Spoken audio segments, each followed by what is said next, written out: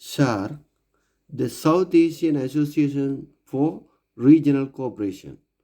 அதாவது சார்க் என்ற அமைப்பு தெற்காசிய பிராந்திய கூட்டமைப்பாக கொண்டிருக்கிறது. இந்த இதில் இலங்கை, இந்தியா, பாகிஸ்தான், பங்களாதேஷ், பூட்டான், மாலைதீவு, ஆப்கானிஸ்தான் போன்ற நாடுகள் இதில் இருக்குது.